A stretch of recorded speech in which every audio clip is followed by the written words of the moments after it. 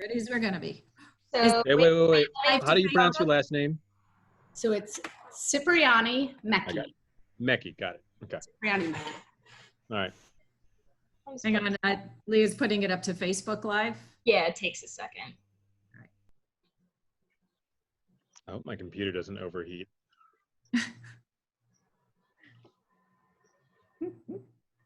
Okay. I feel like every time we do this, my intro is just going to get shorter and shorter and shorter. All right, we're live. We're live. Are we? We are. Great. Awesome. Welcome, everybody. We're at is this our 5th or 6th client spotlight? Number 5, I believe. I don't know. So we're at our 5th or 6th client spotlight. Very excited. We have Andrea Cipriani Mecchi, ultra professional photographer, long-term Bella Vista resident, right? Yep. So welcome. Thanks for joining us. Thank you for having me. And I'm gonna make sure my volume. And Andrea, you're a commercial photographer, do you call it? I am a commercial photographer. Sometimes, excuse me, I might say advertising, commercial. I'm not a wedding or family photographer. Most people think when they hear photography, they think of, consumer-based. My work is mostly business, commercial, advertising, PR. Okay. And why is that? I'm always curious. Like, how did you end up choosing? What do you like better about doing B2B? I mean, not B2B, working with businesses. Yeah, it's interesting. I think that's actually a really good question. When I first got started, I did do weddings. Probably maybe quarter of my work was weddings, because maybe even half in the beginning, because that paid the bills. But when you're dealing with professional designers, graphic designers, art directors, creative directors, people who understand sort of the creative terminology and the idea of bringing like a vision to an image, that is what I'm really interested in, as opposed to, shooting pretty portraits for families, there's nothing wrong with that. I just sort of like more of the creative process. And I have found it actually to be a lot less frustrating when you are working all the time with people who understand what you're trying to do, as opposed to when you work with consumers, a lot of times you're always teaching your clients to understand, why exactly maybe this image won't crop to fit a standard 8x10 frame or something like that. I just prefer this whole creative approach to the advertising world. Nice. I can completely relate to that. As you say that, I think about the difference between working with a first-time home buyer and an investor who's been doing it for years, and you don't have to explain the basics. And yeah, exactly. It sounds like it.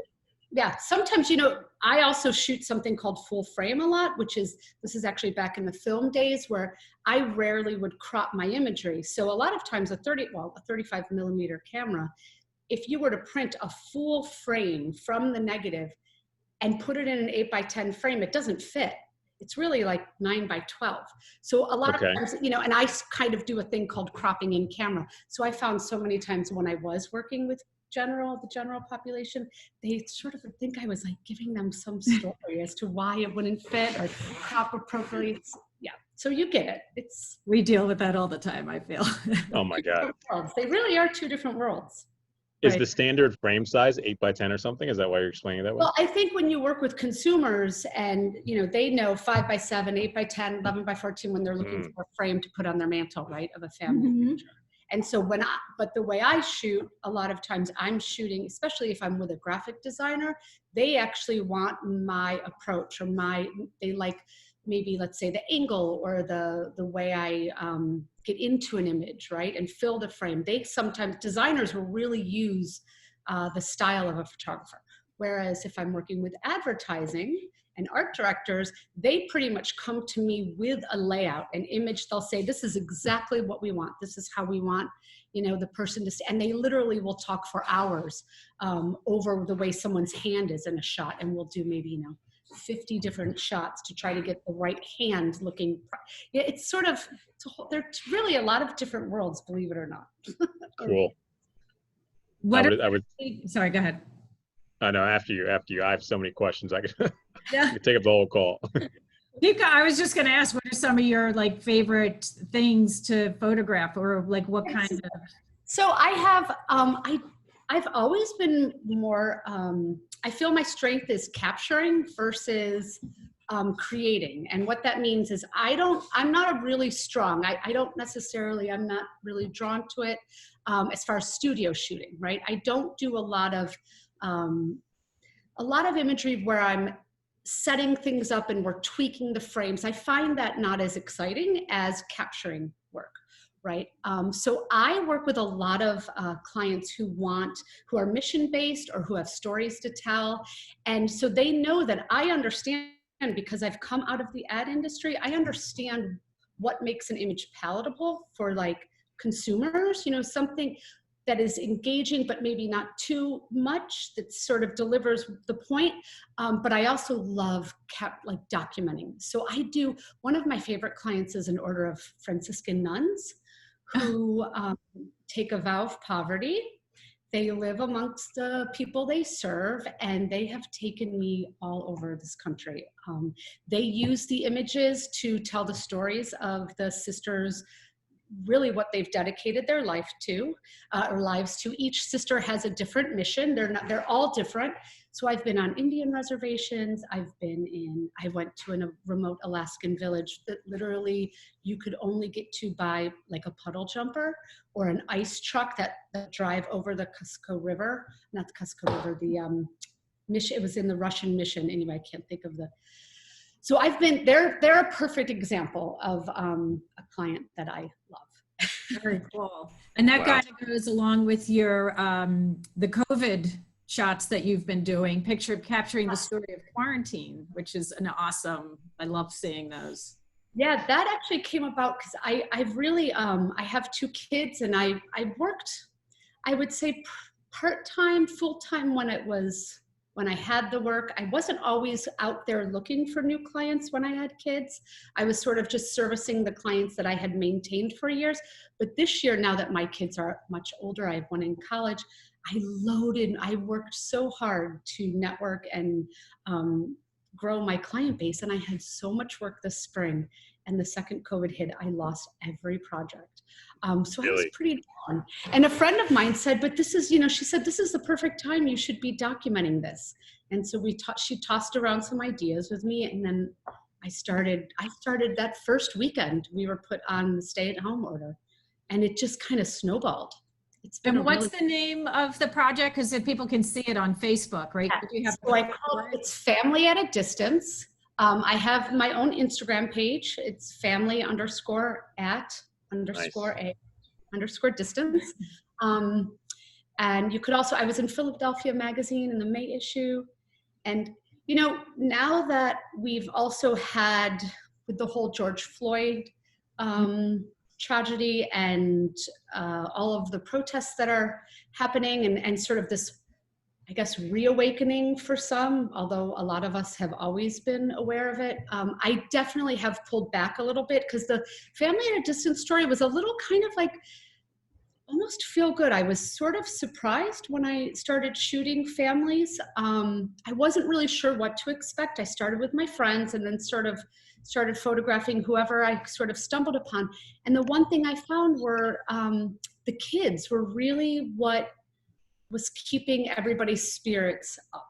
Whenever I would shoot a family with kids, the kids were so happy that someone different was there and it was playful. Mm-hmm.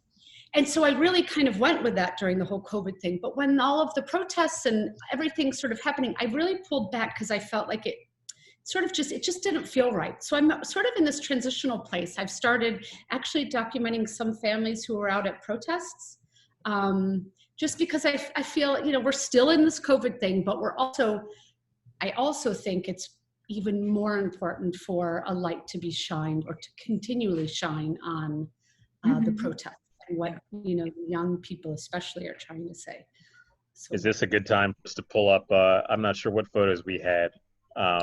Sure. Was it this project that the photos that we have? So yeah, there's a family at a distance, a little boy. I think there's a black and white shot that I sent.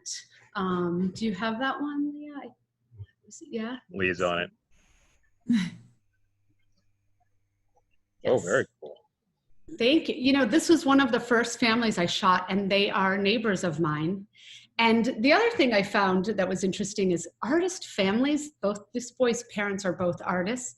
Their families are a little easier to shoot because they know that when I show up, I don't want them to do anything but be, you know, let everything unfold. Let the kids be themselves. Everybody just sort of falls into their natural sort of personalities. And this is actually Levi right there. Very cool. Love that one. And then is there one of the protests or? Did I send one of the protests? No, okay, that's okay. Is that on a different page, Andrea? So I've actually, at the Family at a Distance page, I have added a few shots of families that I stumbled upon when I was documenting some of the protests. And there's some on my main Instagram page, which is my name, Andrea Cipriani Mecchi. And then you also have, I think you said some Head House Square or business hired you. Yeah. So South Street Head House District, someone from South Street saw my work. I'm not sure if, it might have been a Philly magazine article, it was online. And they emailed me and they're trying to figure out a way to really point out and remind everybody in our little community of Bella Vista, Society Hill, Queen Village, that we actually have a really great broad range of really wonderful shops within our neighborhood.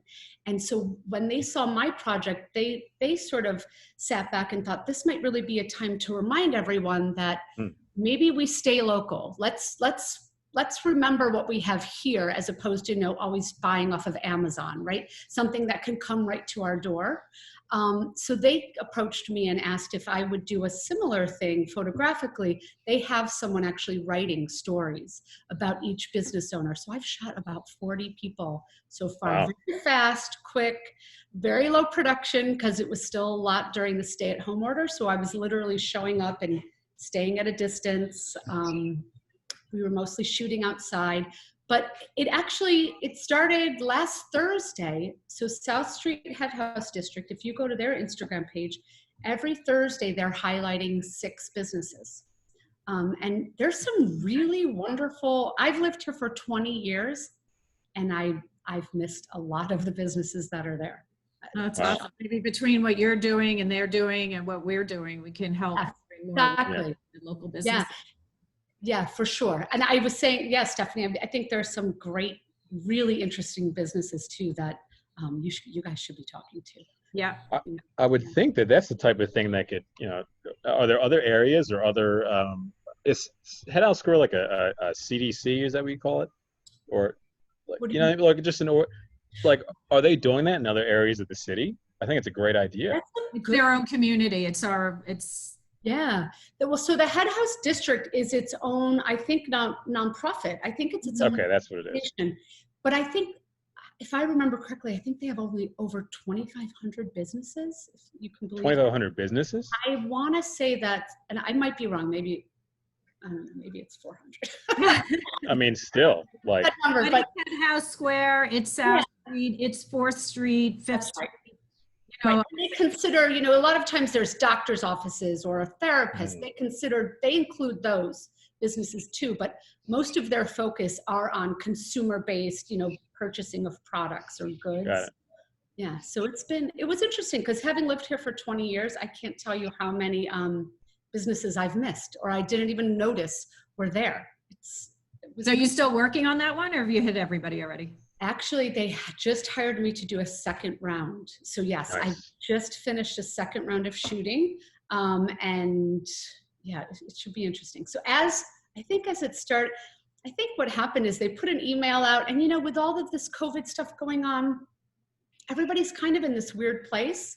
So I don't know if they got initially a lot of initial response or people necessarily, I think people are so worried about surviving, right? That maybe they just kind of overlooked it a little bit. And now that I think we're starting to open up a little more and they're starting to put stuff out there, I think people are really also jumping on, like the businesses are wanting to get in too. So are you like marketing yourself to any of the other parts of the city to do the same thing or? That's a good question, actually.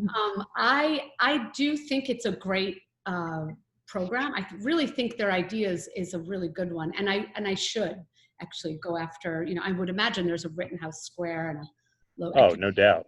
Passyunk Square, but I'm really curious to see how this goes. I think it's going to be I think they're doing it really well so far. Like I said, they're just on their second week, but they do plan on really promoting it and pushing it throughout the city to try to really draw some more attention to, nice. Reminding people to stay local. We all have to survive through this. Right, shop small business. So you were telling us a little bit about before we got on the call about how, like, I guess we started talking about how photography changed, and that it was a mind-blowing fact that you could take iPhones are so good now that you can take photos that are good enough to be able to use, as I forget the terminology, but like, is that because the resolution is that good, or just the kit? Like, so there's a little bit of both. When you're shooting. Sorry, before you start, Andrea, I just realized I think Rodney's referring to a conversation we were having before we went live. So if you could just start and just explain what you're talking about. And I was talking about how often people ask me to give them iPhone tips. And from that conversation, I jumped into saying that I will not be surprised if eventually more and more businesses or photographers will start using their actual iPhone to shoot images for work. The quality is there in regard to the resolution, especially if it's just going to be on screen. But also Adobe actually has a program for the iPhone that allows the iPhone camera, all consumer-based cameras, not so much the iPhone, but it's similar. Also consumer-based cameras shoot what's called a JPEG. I would imagine you've all seen it. Mm-hmm. Your image ends with a .jpg. That if you some of us are probably old enough to remember films, some of us might not.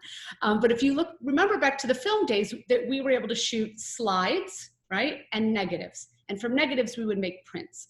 With JPEG, a JPEG is kind of like a slide. What you shoot and you get what you get. You can't really fix much. When you shoot a negative, you can, if maybe the dark area is a little too dark, that can be brought up in printing. Colors can be changed in printing. Those programs still exist on computers. So the iPhone camera now has a program where I could shoot a RAW, like a negative from my phone, and really manipulate it to make it a really solid image. So it's a little bit of both. It's the resolution, it's the sensors are so good at capturing available light and even in low light. And then they're coming out with programs that allow people who understand how to process an image to really process a stellar image. It's sort of like if you think of your filters, like in Instagram, if you're on Instagram and you can pull up different filters and it changes the image, that is actually, some people will say, oh, Instagram is so silly because everybody could take a good photo with a filter now. Nobody has a good photo just coming out of the camera. And I think to myself, like, I never shot a good photo coming out of my camera. Whenever I'm shooting, I'm always thinking how I'm going to print it because, our camera doesn't work the way our eyes do in compensating lights and darks. So it's a little bit of both, but don't be surprised if you start seeing consumer cameras even fading away. What about Androids? I got this special new phone with 3 cameras on it. Yeah, well, I'll tell you what. I actually would toss my iPhone for it. I think the Androids, yes, some of Leah's shaking her head. Some of the Androids have better cameras than iPhones. There's no doubt. Better low light too. I don't know if in low light. I've noticed that. Yes, it's amazing. It really is. It's amazing. So I actually don't bring a camera with me anymore on family vacations, or if I'm out, I just shoot my iPhone all the time. Wow. Very cool. Very cool. Do you have more? I know you have more questions, Rodney. So what can an average person do? So I just learned, I just started making my first post on Instagram, literally a couple weeks ago. I'm trying to be a pro and I always use the wide angle thing. I'm doing this because you always squeeze the screen. Yep. And it's got the 0.5 zoom, and like it takes really awesome like whenever I get a landscape type photo, the clouds in it are ridiculous. Like Right. it looks amazing. So just thinking like what the average person can do to like, I don't know, take better photos. Well, I'm not On a sure phone. about Androids, but on Apple phones, you can actually tap wherever you tap, if you're It framing an zooms. image, right? Well, if you're Mhm. framing an image and let's say you see someone's face, if you tap on that face, a little box will come up.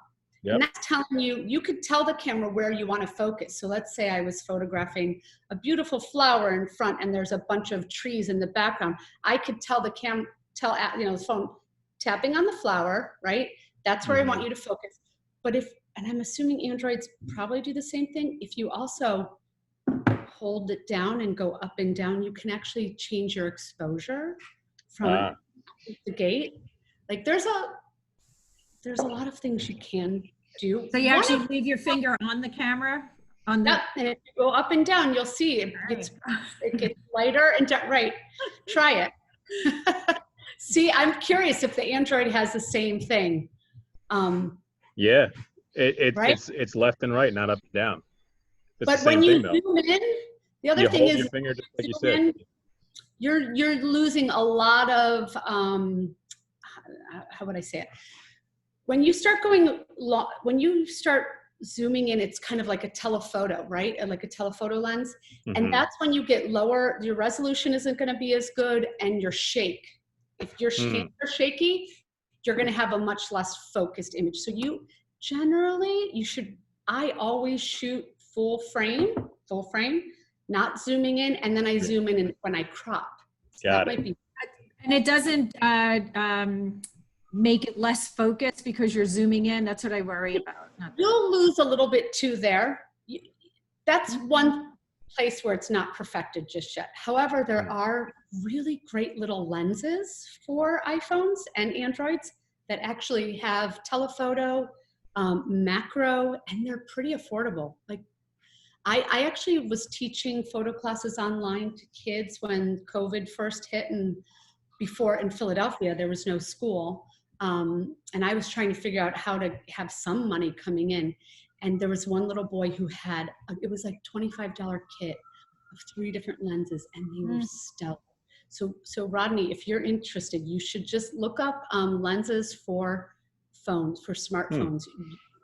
You can get a telephoto. I mean, I don't know if I'd ever realistically use one. Like, it's already so much to. Even the macro is impressive. Macro. That's the name of a camera or a lens? Oh no, a macro is a type of lens that goes really close. Macro. For a cell phone, they make them. Yep, and you can attach it right to so you attach it right here at the camera. Yeah. And when you look through it, you won't believe what you could get up close to. Close as in like you could take a picture of a bug or something? Exactly. Yep. Oh. Yeah, I could see that being useful. It's fun. Huh. So how do you see, like, given all the technology upgrades that's happening with photography, do you think that like makes it harder for you to get business? Because now everybody can take a reasonably, I mean, yes, professional photos for like a website or something, that's one thing, but like people can just, all right, pull my phone out, click, wow, that looks awesome enough to post today. Like, well, I think that's a really good question. And I do think that you don't need to know anything to take a good picture as far as exposure, color, all of that. The camera, it's pretty much a perfect box. It's like an idiot box. You don't need to know anything, right? I still think that when a photographer is a people person, or if there's a lot more that goes into, especially capturing people or documenting a setting, that the person actually brings to a shoot. And with that, that comes through experience, through age and wisdom, I guess, as well, a little bit. So I think, yes, there are, I won't say it's harder with work. I think what's harder is trying to educate my clients when they say, I talk to someone and they can do it for a couple $100. Why are you charging me this much? And my comeback is always, well, you know, everybody can show a good photo, but can everybody take a good photo when you put them in a situation that you put them in? You know, if I'm somewhere and the light just happens to be perfect and there happens to be a beautiful person right there, I can take a great photo. But if I walk into a room where a client has all of their, you know, I don't know, products or people that they serve, and it's this dingy room and there's no beautiful light, you still have to capture a great image. Right. So that's something, I can't tell you how many times clients have come back to me and said, oh, we really tried to save money here and really went with somebody really inexpensive, but it's, you know, it's constant educating. I feel like I'm constantly educating people as to, I would imagine it's the same with a realtor, right? Why would I use a realtor, right? Why would I use someone like that? That's just, I'm just throwing money away. I don't really need you. You're just pressing a button. No, I'm not just pressing a button. Right. Yeah. And the similarity is like when you do a really good job and it happens quickly and easily, it's even harder for people to realize all the preparation that went into you doing it. They're like, wait a minute, what am I paying you for? And you probably like walk in and, you know, in 5 minutes you've set them up and taken an awesome photo and you're out and they're like, hold on. Yeah. How much was that? Right. But you know what? With all of the technology too, the cameras are so expensive. The lenses, computers, the amount I have to put into my computer every year is crazy. So we have so many costs behind us, again, that most people don't realize. But yeah, this is very true. I sometimes know, but again, it's almost like, I tell people sometimes, you know, I have a pen and paper or I have a computer. I don't say I'm a writer. Like, right? We all have computers. We're all not claiming that I can write, but I'm not going to write, you know, a Pulitzer Prize winning novel. It's sort of the same. Everybody can take a good picture, but that doesn't mean you're a photographer. Being a professional photographer, there's so much more so much more knowledge and experience that you have. And it really comes down to kind of manipulating your circumstances to get what you need, and also understanding how to shoot based on what the client is needing. You know, like, let's say you were doing an ad for a house. Sometimes, you know, my client will say, well, you have to leave this much space to the right, to the left, or to the bottom. And yet I have maybe 5 people in the shot. So there's a lot of really believe it or not, there's a lot that goes into one shot. And if you get it quickly, that sometimes is just luck. There's so many similarities. Yeah.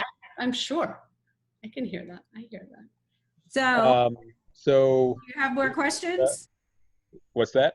My last question Andrea, I promised her it would be about a half an hour. It's okay. I'm actually having vacation, so I don't want to hold you up. It's fine. I have to say, I will tell one story though, Stephanie, because you said you were going to ask if I had like a story or something interesting. One of my favorite stories that I like to tell is when I did work for Americore. It was in the late 90s, and I had just shot an ad campaign for them where they were trying to promote, now I can't think of it. What is it? The stay at home, city year? Is it city year? City year. Right? So they were basically trying to get people who usually go off to the Peace Corps to stay in Americore, do city year, to dedicate your time to your country. So we did this huge campaign, and Bill Clinton, who was President Clinton at the time, came. I was in Maryland. I lived in Baltimore at the time. He came to University of Maryland to kick off the ad campaign. And it was this big event, and school was in session, and Carson Daly was there. And so my client calls me and they said, well, you have to come document this. CNN, like it was on national news. And I've never shot like a press photographer, and you know, there's very specific rules. And so my client said, don't worry, they gave me the name of the White House photographer. When the president arrives, you'll be there. She's going to give you a briefing really quickly as to how you can approach and shoot it, but then just get in there. And so now they're paying me. I am going to get the shot, And so of course I'm backstage, he comes in and he was running late. So they put him right on stage. The White House photographer had absolutely no time for me. Understandably so. She's getting her shot, right? I mean, but you either get it or you don't, right? You have a few seconds. So I thought to myself, well, I'm just going to follow her. So I followed her into the press pool and I watched, and I got him on stage. But at the end, when it was all over, he turned around and walked into, there was like these bleachers of Americore workers behind him. And so he was shaking his hand, you know, introducing himself, people were all getting pictures with him. And so I thought, my client is Americore. He's with all of their people. I'm getting up there. So I jumped on the stage and, you know, everything was fine until I started walking toward him. And apparently there's a rule that when he gets within like 10 feet of you, you are not allowed to move. He can only pass you. You cannot approach him. That was the biggest rule I was not informed of. So here I am shooting all happily, getting all my angles, and literally 2 Secret Service people pulled me off the stage. And they cornered me. Now they had all of I gave my credentials before the job, but I was getting in some serious trouble.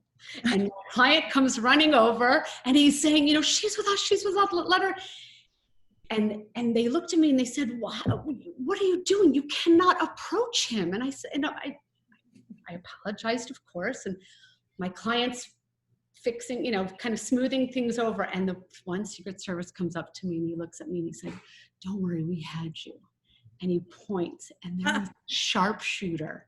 Oh, sharpshooters up in the bleachers, way at the top. And he was like, we had you, don't worry. And I was like, oh my God.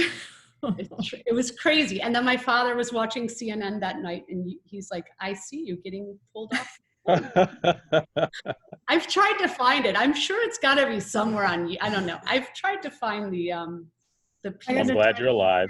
I know, right? It's been a moment.